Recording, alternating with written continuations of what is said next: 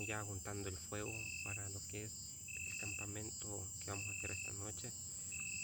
Y ya tenemos ahí las primeras capturas de peces para sofreír.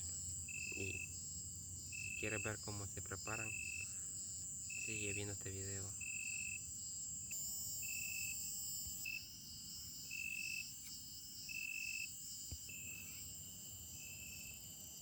De nuevo, ahí está Daniel ya juntando el fuego, mientras que las redes ahorita están llenas de pescado para freír. Valos ahorita grande ahí. Vamos a ver. Antes que se vayan, para que miren, amigos, cómo es la pesca aquí. Ahí están cayendo los primeros pescados grandes.